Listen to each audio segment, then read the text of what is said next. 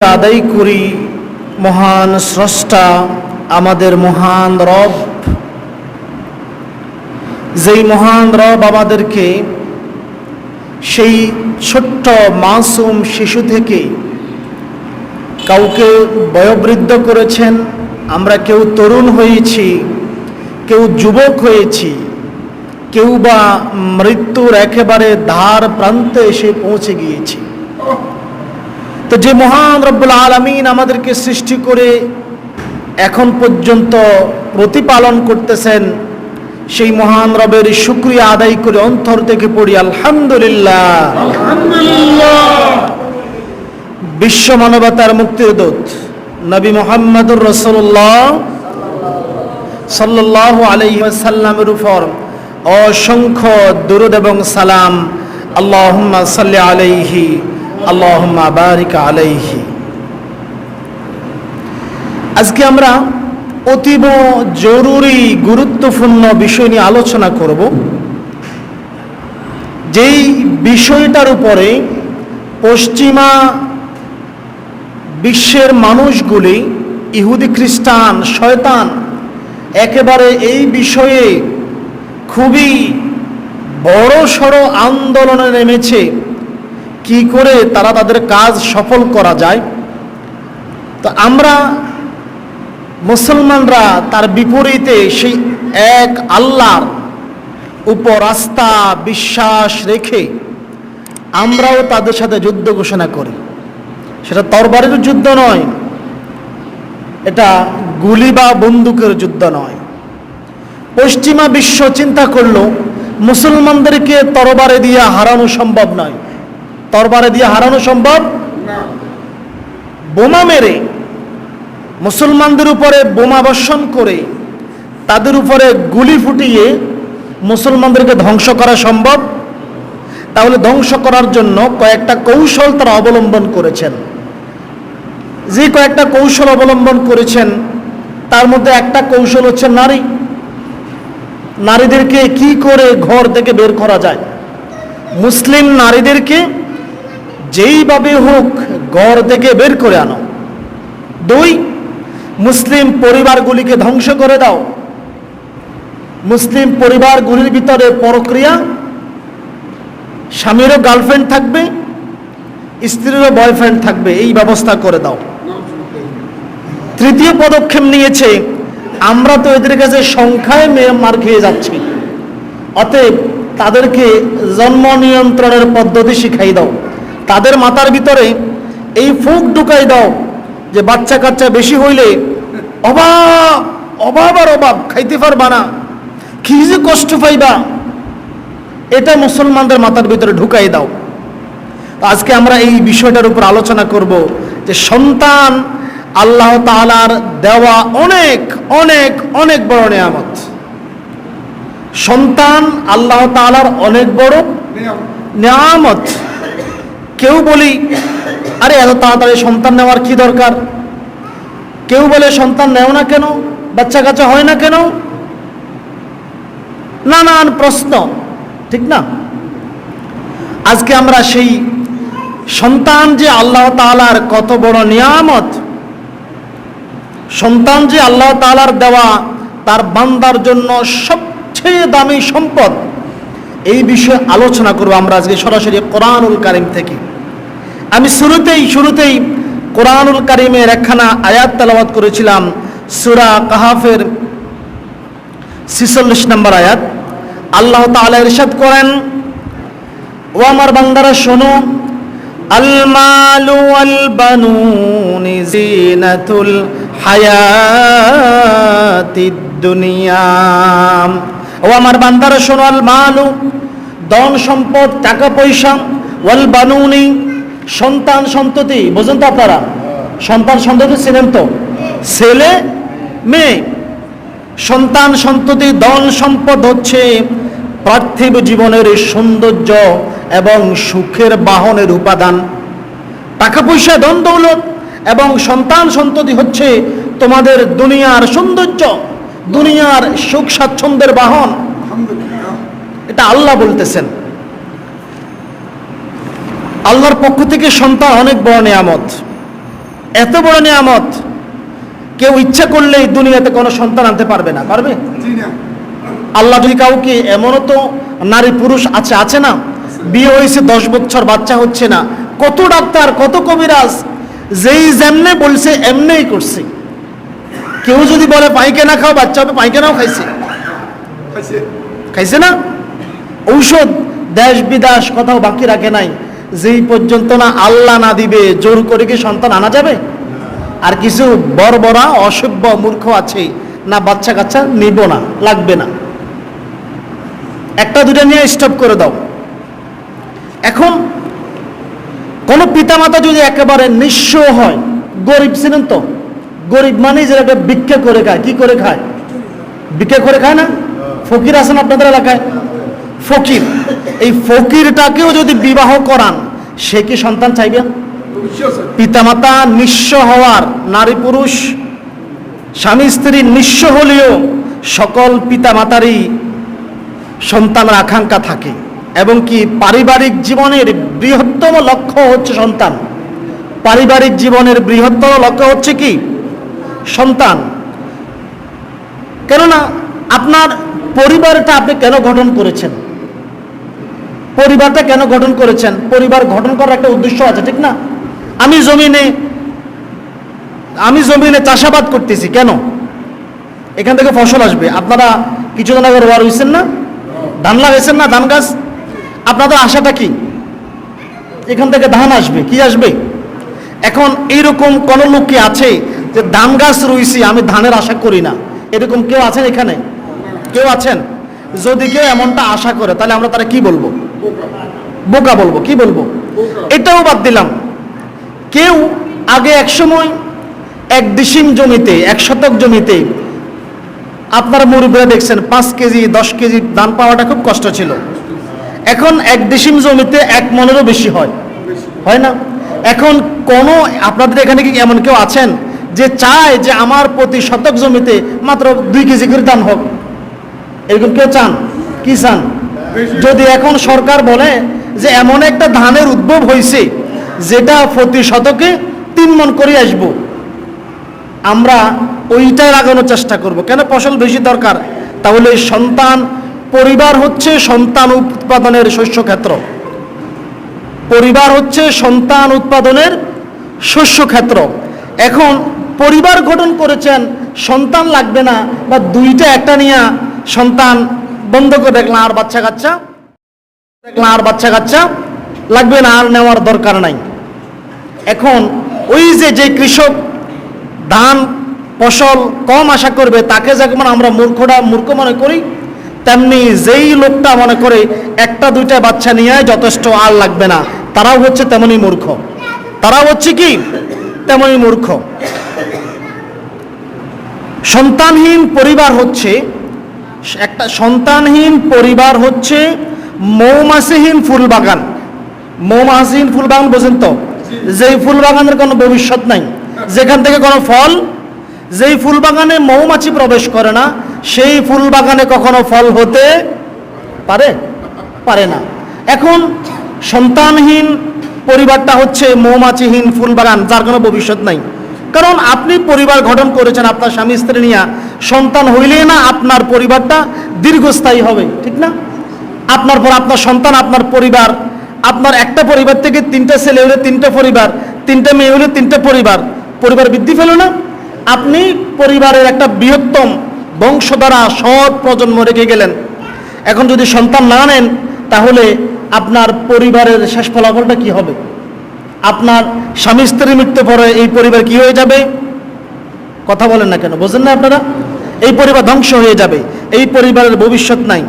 সুতরাং এই পৃথিবীতে সবচেয়ে শান্তিদায়ক বস্তু হচ্ছে সন্তান। সবচেয়ে শান্তিদায়ক বস্তু কি? সন্তান।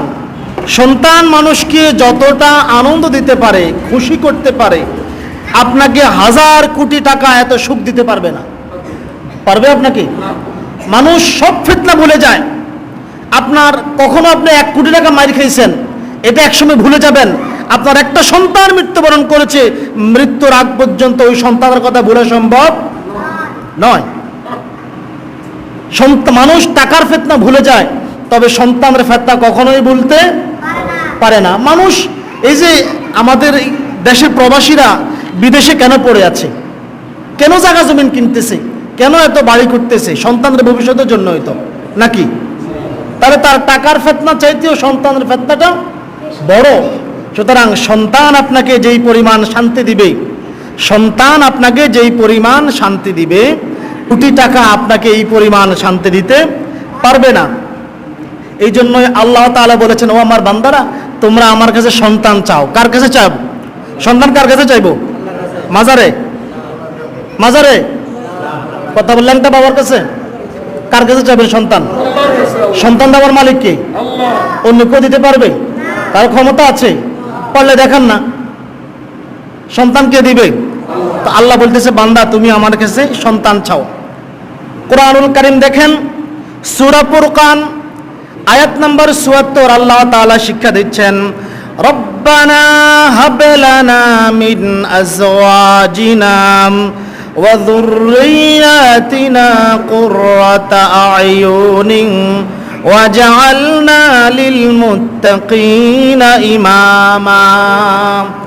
আল্লাহ শিক্ষা দিচ্ছেন, বান্দা তুমি বলো, রব্বানা, হে আমার প্রতিপালক, হে আমাদের প্রতিপালক, হাবলানা মিন আজওয়াজিনা ওয়া যুররিয়াতিনা, আপনি আমাদেরকে এমন স্ত্রী, এমন সন্তান দান করুন, আপনি আমাদেরকে এমন সন্তান, এমন স্ত্রী দান করুন যারা আমাদের জন্য কুররাতা আয়ুনি, আমাদের নয়ন প্রীতিকর হয়, যাদের দিকে তাকালে আমাদের চক্ষু শীতল হয়ে যাবে, যাদের দিকে তাকালে আমাদের অন্তর ঠান্ডা হয়ে যাবে, এমন সন্তান দান করো।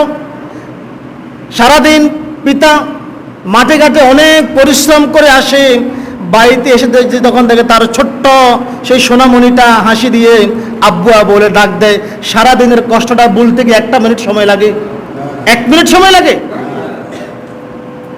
আল্লাহ তাআলা এটাই বলতেছেন, বান্দা তুমি আমার কাছে চাও, কুররাতা আয়ুনি, এমন সন্তান, এমন স্ত্রী আল্লাহ আমাকে দাও যাদের দিকে তাকালে, আর যাদের দিকে তাকালে আমার অন্তর, আমার চক্ষু শীতল হয়ে যাবে, যারা আমার জন্য নয়ন প্রীতিকর হবে।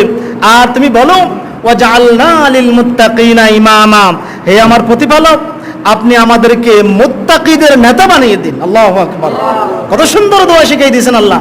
আর আপনি যা মাঝে মাঝে পড়ে থাকেন, ল্যাংটা বাবার ফাউদরি পড়ে থাকেন, আমার বাচ্চা দেন। আশ্চর্য! আপনি চাইবেন তো আল্লাহর কাছে, আল্লাহ তো শিখিয়ে দিচ্ছেন, বান্দা তুমি চাও, রব্বানা হাবলানা মিন আজওয়াজিনা ওয়া যুররিয়াতিনা কুররাতা আয়ুনি ওয়াজআলনা লিল মুত্তাকিনা ইমামা, হে আমাদের প্রতিপালক, আমাদেরকে সন্তান দান, এমন স্ত্রী দান করেন, এমন সন্তান দান করেন যা আমাদের নয়নকে, চক্ষুকে ঠান্ডা করে দেবে, আরাম দিবে, এমন সন্তান দান করুন। সুতরাং এই যে পারিবারিক জীবনের বৃহত্তম লক্ষ্য হচ্ছে কি? সন্তান। আপনারা কি বোঝেন নাই? আলী হোসেন ভাই, আমি ছোট একটা দায়িত্ব দিব, আপনি একটু বাচ্চাদেরকে একটু সামাল দেন। বাচ্চারা বেশি হাঁটাহাঁটি করতেছে, এটা মানে খুব বিরক্তিজনক লাগতেছে। বাচ্চাদেরকে একটু সামনে আনিয়ে বসান।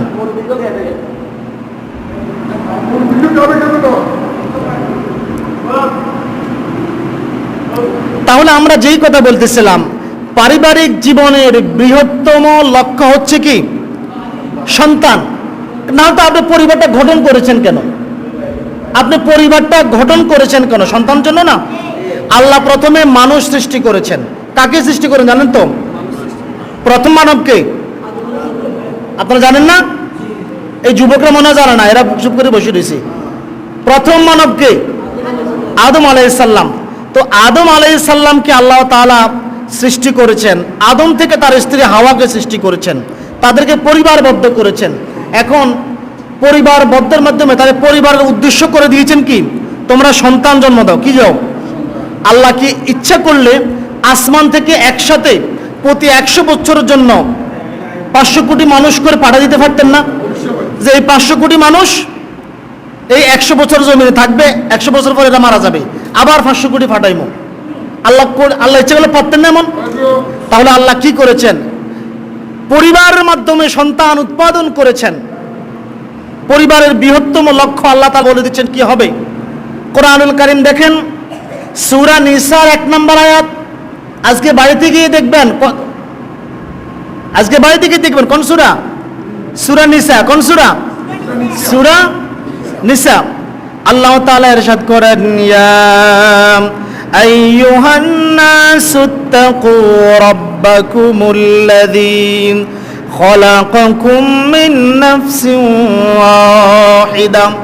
আল্লাহ তাআলা বলতেছেন ইয়া আইয়ুহান নাসু, আল্লাহ এখানে মুমিনদেরকে ডাকে নাই, ইয়া আইয়ুহাল্লাযীনা আমানু বলে নাই, কি বলছেন?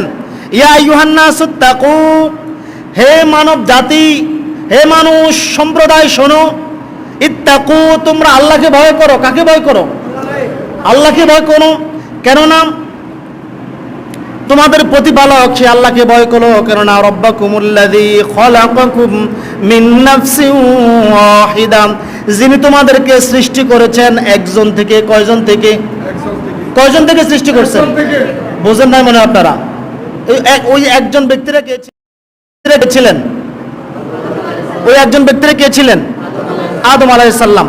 তাহলে আল্লাহ বলতেছেন আমি তোমাদেরকে একজন ব্যক্তিকে সৃষ্টি করেছি, তিনি কে?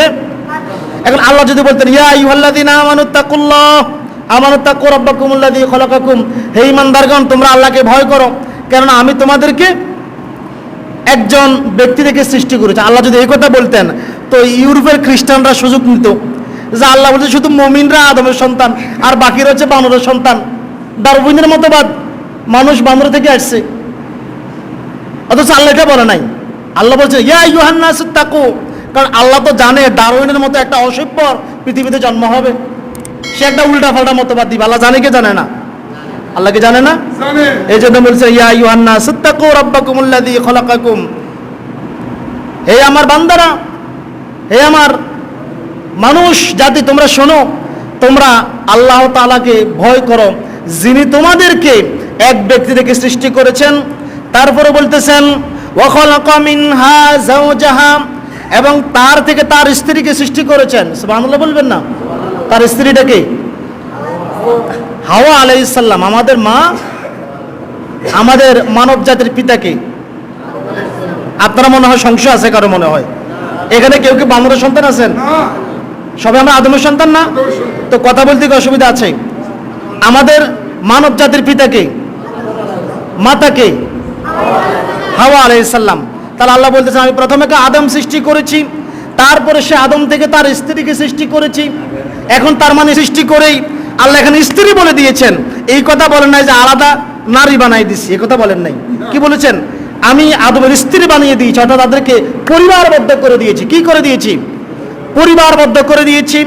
তারপরে বলতেছেন ওয়া বাসসা মিনহুমা রিজালান কাসীরান ওয়া নিসা, আর তাদের উভয়ের মধ্য থেকে, উভয় থেকে তোমাদের এই জমিনে আমি অগণিত পুরুষ নারী ছড়িয়ে দিয়েছি।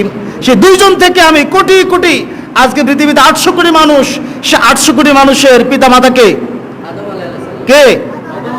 অতীতে যারা হাজার হাজার কোটি মানুষ মৃত্যুবরণ করেছে এদের পিতা মাতাকে, যারা ভবিষ্যতে আসবে তাদের পিতা মাতাকে।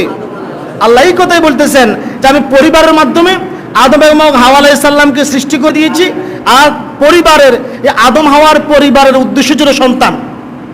আদম এবং হাওয়ার পরিবারের উদ্দেশ্য ছিল কি? তো আদম হাওয়া মানে দুইটা সন্তান নিয়ে স্টপ করে দিয়েছে। আল্লাহ একদম না, বহুত হয়ে গেছে নাকি? একটা দুটো নিয়ে বন্ধ করে দিছে। কয়টা নিছেন? জোড়ায় জোড়া অসংখ্য সন্তান নিয়েছেন, অসংখ্য সন্তান নিয়েছেন। সুতরাং এখন আপনি বলতেছেন একটা দুইটা হলে বন্ধ করে দাও।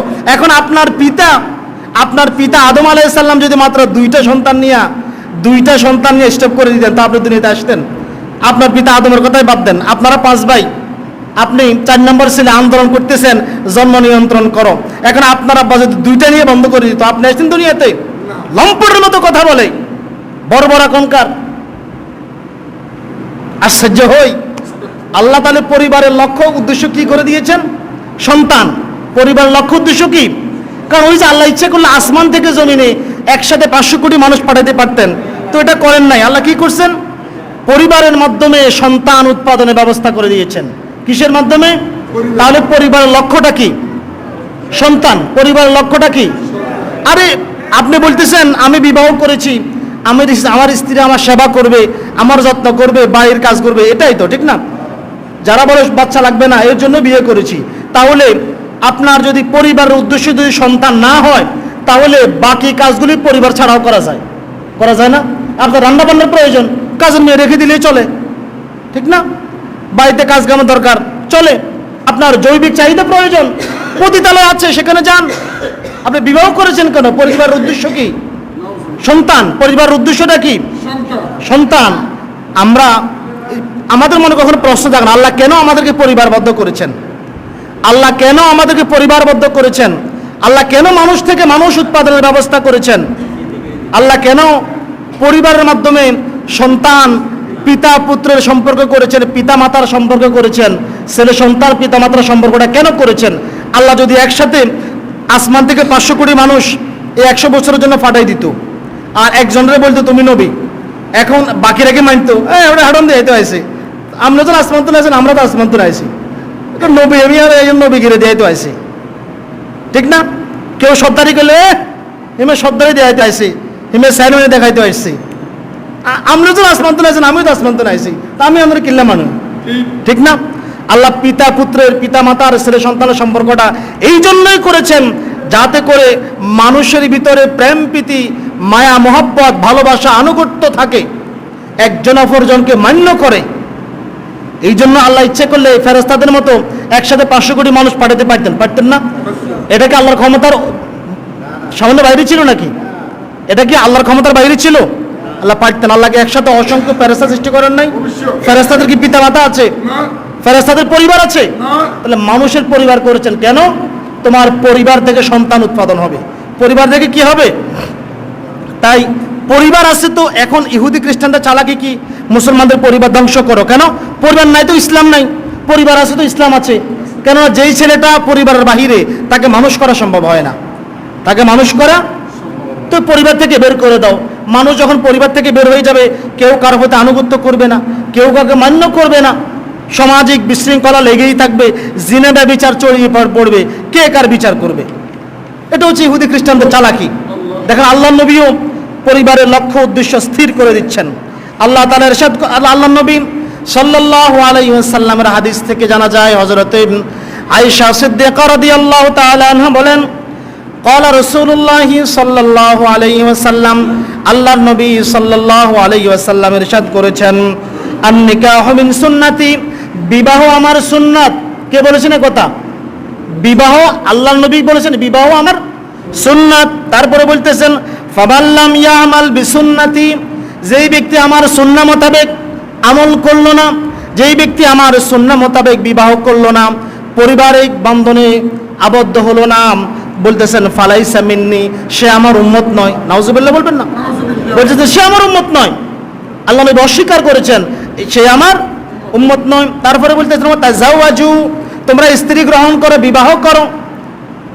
তারপরে এইবারে বলতে পরিবারের লক্ষ্য উদ্দেশ্য স্থির করে দিয়ে বলতেছেন, ফাইন্নি মুকাথিরুম বিকুমুল উমামা, আর তোমাদের পরিবার লক্ষ্য উদ্দেশ্য হবে সন্তান।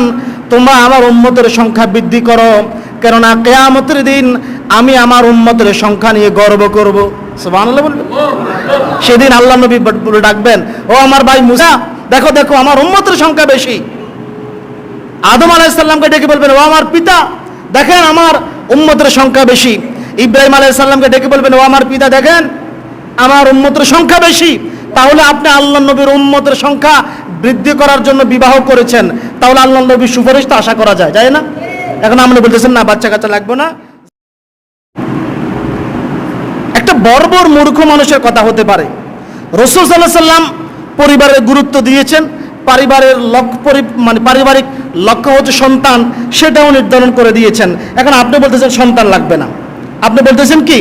কারণ আল্লাহ নবী বলতেছেন আমার উম্মতের সংখ্যা তোমরা কি করো? বাড়াও, আমার উম্মতের সংখ্যা বাড়াও। আমরা বলতেছি না, বাড়ানোর দরকার নাই, দুইটা নিয়ে বন্ধ করে দাও, একটা হইলে তো আরো ভালো হয়, না হইলে মোটকে ভালো হয় নাকি? না হইলে মোটকেই ভালো হয়। এটা হচ্ছে পশ্চিমা সংস্কৃতির একটা চাল মাত্র। একটা আপনি দেখেন তো, আপনি আমাদেরকে এই যে আপনার পশুদের বাচ্চা হয় না, পশুর বাচ্চা হয় না, পশুদের কি পরিবার আছে? পশুদের কি পরিবার আছে?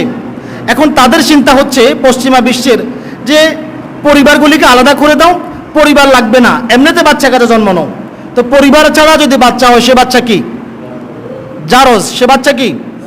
বাস্টার ছিলেন তো আপনারা, জারজ সন্তান। এখন তারা যায় সবগুলো জারজ সন্তান হোক, তো জারজ সন্তান হলে সুবিধা, কারণ পশুদের কি পরিবার আছে? কুকুরের পরিবার আছে? আপনাদের বাড়িতে গরু আছে না? গরুর কি পরিবার আছে? গরুর কি কোনো বংশ তালিকা আছে? আপনি আপনার দাদা, তার দাদা এইভাবে বলতে পারেন। আপনার একটা বংশ আছে, মোল্লা বাড়ি, মুন্সি বাড়ি, তালুকদার বাড়ি, একটা পরিচয় আছে না? এখন গরুর কুকুরের কি বংশ পরিচয় আছে? আছে। এখন গরুর পরিবার নাই, কুকুরের পরিবার নাই, বেড়ালের পরিবার নাই, মানুষেরও যদি পরিবার না থাকে তাহলে সে তো পশু থেকে নিকৃষ্ট। পশুর তো জ্ঞান নাই, বিদায় তার পরিবার নাই। মানুষের জ্ঞান থাকার পরেও সে পরিবারহীনভাবে সন্তান নিচ্ছে, তাহলে সে কি পশু থেকে নিকৃষ্ট নয়? আল্লাহ তো এটাই বলতেছেন, উলাইকা কালা নাম, তারা পশুর মতো, বরং বালহুম আদল, তার চেয়ে নিকৃষ্ট, তার চেয়ে নিকৃষ্ট। পশুরা, ইউরোপিয়ান সভ্যতা হচ্ছে এই যে আপনারা, আমরা আমাদের দেশের ছেলেরা ক্রিস্টিয়ানো রোনালদো, কি মেসির ওনার নামে, লায়নেল মেসি, আল্লাহর নামও এভাবে জিকির করে না যেভাবে লায়নেল মেসি মেসি বলে জোগাড় দেয়। সে মেসি কি বিবাহ করেছে? বিবাহের আগে 2 সুটকি আর বাফ, বিবাহের আগে 2 বাচ্চার কি বোঝেন না আপনারা? বিবাহের আগে তো বাচ্চাগুলো কি হয়েছে? পশু হয় নাই? পশু হয় নাই?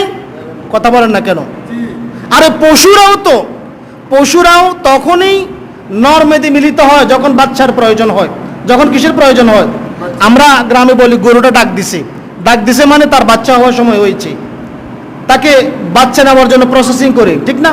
এখন আপনি মানুষ, আপনার মতো পশু সবসময় স্ত্রীর সাথে থাকে না, যখন প্রয়োজন হয় তখনই যায়। আপনি মানুষ সবসময় থাকেন আর বলতেছেন বাচ্চা কাচ্চা দরকার নাই, বাচ্চা কাচ্চা দরকার নাই, বিয়ে সাথে দরকার নাই, বাচ্চা কাচ্চা এমনিতে নাও না। আপনি একটা সৎ প্রজন্ম, সৎ বংশ দ্বারা পৃথিবীতে রেখে যাওয়ার চিন্তা করতেছেন না। আপনার উদ্দেশ্য হলো পৃথিবীতে পশুতে পরিপূর্ণ হয়ে যাক, পৃথিবীটা পশুতে পরিপূর্ণ হয়ে যাক। নাউজুবিল্লাহ। এই পরিবার প্রথাকে নষ্ট করার জন্য ইহুদি, খ্রিস্টান, পশ্চিমা বিশ্ব উঠে পড়ে লেগেছে। তাদের উদ্দেশ্যটা খুবই খারাপ। তাদের উদ্দেশ্য একটাই, যে পরিবার প্রথাকে ধ্বংস করো, পরিবার নাই তো ইসলাম নাই, জারজ সন্তান, কেউ কাউকে মানবে না, বিশৃঙ্খলা লেগেই থাকবে। আচ্ছা, আরো সহজ করে বলেন, কোন কৃষক ছিলেন তো আপনারা? আমরা কিন্তু এখানে মোটামুটি সবাই কৃষক, সবাই ধান করছি না আমরা, সবাই কৃষক। এখন কৃষক কি জমিনে কেউ কি এই জন্যই আপনারা ধান গাছ লাগাইছেন যে আমার কাছে আনন্দ ফুর্তি লাগছে এই জন্য লাগাইছেন? এই জন্য লাগাইছেন? উদ্দেশ্যটা কি? ফসল আসবে। কি আসবে? ফসল আসবে। আরো সহজ করে বলেন, কেউ একটা কারখানা নির্মাণ করলো, একটা কারখানা নির্মাণ করার পরে, কারখানা নির্মাণ করে শুধু সে পরিচয় দিচ্ছে আমি 2টা কারখানার মালিক, তবে কারখানা থেকে কোনো পণ্য উৎপাদন করা হয় না, তাই আপনারা কি বলবেন? বোকা না? কি বলবেন? বোকা না? তাহলে শুধু হীন আনন্দ পূর্তির জন্য কৃষক কখনো জমিনে হাল চাষ করে না, জমিনে বীজ বপন করে না। কোন কারখানার মালিক হীন আনন্দ পূর্তির জন্য, গর্বের জন্যই শুধু কারখানা প্রতিষ্ঠিত করে না, সেখান থেকে সে লাভ আশা করে না। তাহলে আপনার পরিবারে বিবাহ করেছেন, সন্তান আশা করবেন না, তা আপনার মতো বোকা কি কেউ আছে? আপনারা স্বামী স্ত্রী একে অপরকে মনে করেন আমার স্ত্রী যে পণ্য, আপনার স্ত্রী মনে করেন আমার স্বামী যে পণ্য। ছি ছি ছি ছি, লজ্জাস্কর বিষয়। পণ্য ভোগ করে তারপরে ফেলে দেয়, ভোগের পরে পণ্য কোনো মূল্য আছে? আপনি বলতেছেন না সন্তান লাগবে না, বাস, তাহলে পরিবার উদ্দেশ্যও তো নাই, একটা উদ্দেশ্যহীন পরিবার। অথচ আল্লাহ তাআলা বলতেছেন কি, পরিবারকে সন্তান উৎপাদনের শস্য ক্ষেত্র বলতেছেন, সন্তান উৎপাদন লালন পালনের শস্য ক্ষেত্র। কুরআনুল কারীম দেখেন সূরা বাকারা 223 নম্বর আয়াত, আল্লাহ তাআলা বলতেছেন নিসাউকুম হারসুল লাকুম ফাআতু হারসাকুম। আল্লাহ তাআলা বলেন তোমাদের স্ত্রীরা তোমাদের শস্য ক্ষেত্র, তোমাদের স্ত্রীরা তোমাদের শস্য ক্ষেত্র। ফাআতু হারসাকুম, অতএব তোমরা তাদের কাছে যখন ইচ্ছা তখন আসতে পারো, যেইভাবে ইচ্ছা ওইভাবে আসতে পারো, কোনো অসুবিধা নেই। তারপরে বলতেছেন আন্না শিতুম ওয়া কদ্দিমু লিআনফুসিকুম, এবং তোমরা তোমাদের নিজেদের ভবিষ্যৎ রচনার জন্য সন্তান উৎপাদন করো। কি করো? জমিনের কাজ কি? জমিনের কাজ কি? ফসল উৎপাদন করা না? তো আল্লাহ বলতেছে পরিবারটা শস্য ক্ষেত্র, তো এই শস্য ক্ষেত্রের কাজ কি? শুধু আনন্দ ফুর্তি করা? জমিনে আপনি চাষ কেন করবেন? ফসলের জন্য। তো পরিবারে আপনি পরিবার শস্য ক্ষেত্র, পরিবারের লক্ষ্য কি? সন্তান নয়? পরিবার লক্ষ্য কি? সন্তান উৎপাদন নয়? আবার ফরের শস্য ক্ষেত্র চাই আল দিয়েন না, আমাকে নাসিরের মতো ফরের জমিতে বড় গাছ চাষ করিয়েন না। জানেন তো আপনারা ঘটনা? ছি ছি ছি ছি, বাংলাদেশের সামাজিক অবস্থা এত অধপতন হয়েছে। তামিমা কি যেন নাম, তামিমা সুলতানা তাম্মি, বিমানবালায় চাকরি করে। তার একটা স্বামী আছে আগে, রাকিব হাসান। সেই ঘরে 8 বছরের একটা মেয়েও আছে। কত বছরের মেয়ে? এখন ডিভোর্স হওয়ার আগেই আমাদের দেশের প্রখ্যাত কুখ্যাত খেলোয়াড় নাসির হোসেনের সাথে ভেগে গেছে। আপনারা মিডিয়াতে দেখছেন মনে হয়, আশ্চর্য হয়ে যায়। আরো ওই মেয়েটা ফেসবুকে কি লিখছে জানেন? যে নাসির যখন আমাকে প্রথম দিন দেখলেন একটা গোলাপ দিয়ে বলতেছেন যে আমি তোমাকে ভালোবাসি। এখন আমি চিন্তা করলাম যে নাসিরের পিছনে 20-25টা গার্লফ্রেন্ড থাকে, কি থাকে? সে আমার জন্য 20-25টা গার্লফ্রেন্ড ত্যাগ করছে, তো আমি কি তার জন্য একটা স্বামী ত্যাগ করতে পারবো না? ছি ছি ছি ছি, সামাজিক অধপতন, সমাজের নীতি নৈতিকতা কতটুকু নেমেছে। ওই তামিমা সুলতানা তাম্মির মেয়েটার সাক্ষাৎকার কালকে শুনলাম, মেয়েটা তার মাকে বলছে আমার আম্মু নষ্ট হয়ে গেছে। ছি ছি ছি, লজ্জাস্কর বিষয়। আর নাসিরেরও বড় বড়, দেশে কি মেয়ের অভাব ফুটছে? তুই আরেকবারের বল এই স্কিল নাই, আরেকবারের জমিতে মানে বড় গাছ হাঁস দিতে গেছে। বিবেক বুদ্ধি মানুষের কথায় নেমেছে। এই জাতিকাল হেফাজত করুক, সকলে বলে আমিন। পরের স্ত্রী না, নিজের স্ত্রী নিয়ে ভাবেন। আল্লাহ তাআলা আমাদেরকে বুঝদান করুক যে পরিবারের লক্ষ্য উদ্দেশ্য, পরিবার হচ্ছে সন্তান উৎপাদন লালন পালনের শস্য ক্ষেত্র। এই পরিবার থেকে সন্তান উৎপাদন করা তৌফিক দান করুক, সকলে বলি আমিন। কেননা আল্লাহ তাআলা দেখেন আয়াতের শেষে কি বলতেছেন? আন্না শিতুম ওয়া কদ্দিমু লিআনফুসিকুম, তোমরা তোমাদের ভবিষ্যৎ রচনা করো। পরিবারের ভবিষ্যৎটা কি? পরিবারের ভবিষ্যৎটা কি? সন্তান না? সন্তান না থাকলে কি পরিবারের ভবিষ্যৎ আছে? আপনার সন্তান নাই, মরার পর আপনার নাম কেউ নিবে? আপনার অস্তিত্ব থাকবে পৃথিবীতে? সুতরাং আয়াত দ্বারা বোঝা যায় পরিবার শস্য ক্ষেত্র, যার ভবিষ্যৎ ফসল হচ্ছে সন্তান। যার ভবিষ্যৎ ফসল কি? সন্তান। পরিবার গঠন স্ত্রীর নিকট গমনের উদ্দেশ্যই শুধু জৈবিক চাহিদা নয়, যৌন চাহিদা মেটানো নয়। যৌন চাহিদা মানুষ অন্যভাবেও মেটাতে পারে, যৌন চাহিদা মানুষ অন্যভাবেও মেটাতে পারে। তাহলে স্বামী স্ত্রী পারিবারিক গঠনের উদ্দেশ্য হচ্ছে কি? সন্তান। সর্বশেষ আয়াত কোরআনুল কারীম থেকে আল্লাহ তাআলা বলেন, ফাল আনা বাশিরুহুন্না ওয়াবতাগু মা কাতাবাল্লাহু লাকুম। সূরা বাকারা 187 নম্বর আয়াত আল্লাহ তাআলা বলেন, তোমরা তোমাদের স্ত্রীদের নিকট গমন করো, তোমরা তোমাদের স্ত্রীর নিকট যাও এবং কামনা করো এমন সন্তান যা আল্লাহ তোমাদের জন্য নির্ধারণ করে রেখেছেন। এখন আপনি বলতেছেন সন্তান বেশি হইলে লালন পালন করতে কষ্ট হইব, খাওয়াইতে সমস্যা হইব, চিন্তা করে না? আবার আমাদের দেশে অনেকেই আধুনিক আধুনিক মার্কা, আর কি আধুনিক তো নয়, অসভ্য মার্কা বলেরা বলে আগের বইগাকে হলো আমি বেশি হইতো বলে না? বড় বড় কথা বলস যে কেমনে বলস? তুই যে দাদার নাতি, তোর দাদার ঘরের 5 ছেলে, তুই 5 নম্বর ছেলের নাতি। এখন তোর দাদা যদি কোনো দুইটা ছেলে নিয়ে বন্ধ করে রাখতো, তুই কি দুনিয়াতে আসতি? বড় বড় কথা বলার আগে খেয়াল করিস। সুতরাং আল্লাহ তাআলা সন্তানের উপর দীর্ঘ আলোচনা হবে। আল্লাহ তাআলা আমাদের সকলকে যে পারিবারিক উদ্দেশ্য সন্তান, পারিবারিক উদ্দেশ্য শুধু কেবল স্ত্রীর সেবা নেওয়া নয়, স্ত্রীকে দাসীর মতো, কর্মচারীর মতো, চাকরির মতো ব্যবহার করা নয়। কারণ ইহুদি খ্রিস্টান ইংরেজি ভাষা হচ্ছে হাউস ওয়াইফ, মানে ঘরের কর্মচারী। ঘরের কি কথা বলে না কেন? ঘরের কি বাংলায় বলে গৃহিণী, তাও কর্মচারী। আর ইসলাম বলছে রব্বাতুল বাইত, ঘরের রানী। সুবহানাল্লাহ, স্ত্রী হচ্ছে ঘরের রানী। সুতরাং আল্লাহ তাআলা আমাদেরকে বুঝদান করুক, আমাদেরকে কোরআন সুন্নাহ থেকে আমল করা তৌফিক দান করুক। সকলে বলি আমিন। আসসালামু আলাইকুম।